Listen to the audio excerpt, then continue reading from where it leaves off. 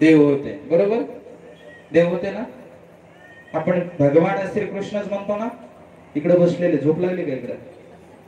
भगवान श्रीकृष्ण म्हणतो ना आपण. म्हणजे कोण होतं श्रीकृष्ण?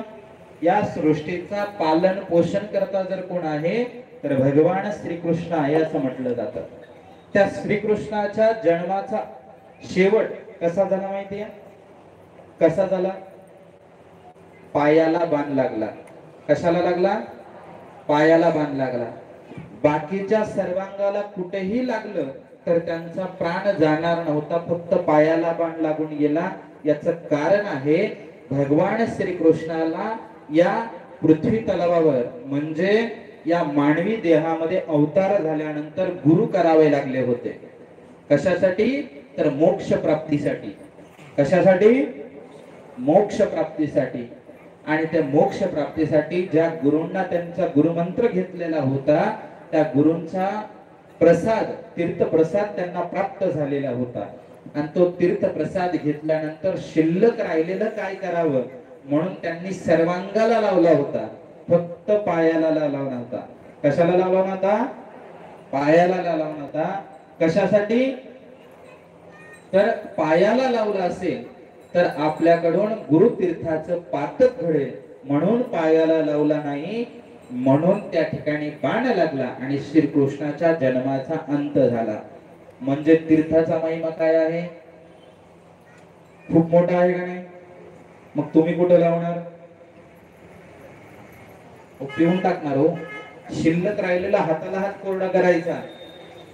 नाहीतर एखाद्या म्हणायचं महाराजांनी सांगितले तीर्थाचा महिमा, पिल्यानंतर सगळ्या अंगाला लावायचं आणि फाशी घ्यायचा. असं काही करू नका. सांगितल्यानंतर लय करणारे असतात. आता बघा कुठे एखाद्या कार्यक्रमामध्ये जर महाराज आले आणि मध्ये जर बसलेले माणसं असतील त्यांना सांगितलं जातं की जाताना कुणीही पाया पडू नका, दर्शन नंतर दिलं जाईल. पण एखादा दुसरा व्यक्ती असतोच की मध्येच पायात हात घालणार, महाराजांना पाडणार, स्वतःच्या पायाला लागून घेणार. असं आतापर्यंत झालेलं नाही. कुणी दर्शन घ्यायला का आम्ही उभा राहतो, पण तसं करायचं नाही. समोरची सूचना सांगितली त्या सूचनेप्रमाणेच राहायचं आणि नित्य नियमानं इष्टलिंगाची पूजा करायची. करणार का सगळेजण? तू करणार का? नक्की.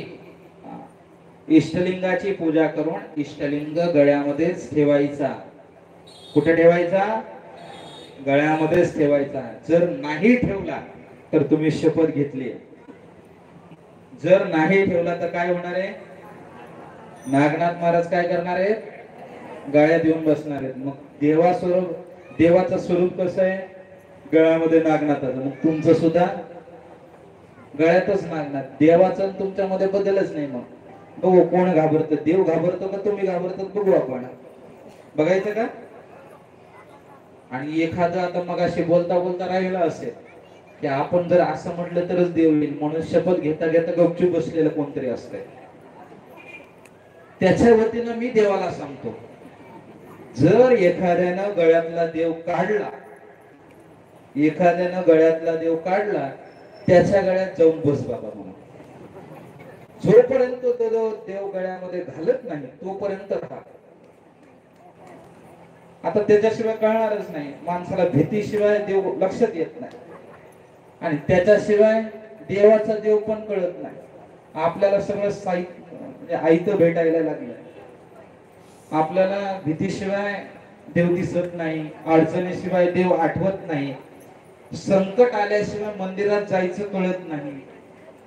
मग आपल्याला संकट येण्याच्या अगोदरच देवाकडे जायचं. संकट येईल का आपल्याकडे? काही त्रास होईल का आपल्याला? नाही. त्यामुळे आपण नित्य नेमाने इष्टलिंगाची पूजा करा, दररोज जप करा. जेवढं होईल तितका जप करण्याचा प्रयत्न करा. कमीत कमी 108 वेळा करायचा आहे, परंतु याच्यापेक्षा जास्त जितक्या वेळी जप करायचा आहे तितक्या वेळी जप करा. कोणतीही अडचण येणार नाही. त्यासाठी शिवपाठामध्ये सांगितलंय, भवरोगावरील दिव्य रसायन औषध हे जाणं शिवनाम. म्हणजे आपल्या कोणत्याही बाधा असतील त्या दूर करायच्या असतील तर देवाचं चिंतन केल्याशिवाय पर्याय नाही. त्यामुळे आपण सर्वांनी लक्षात ठेवा. तशा पद्धतीने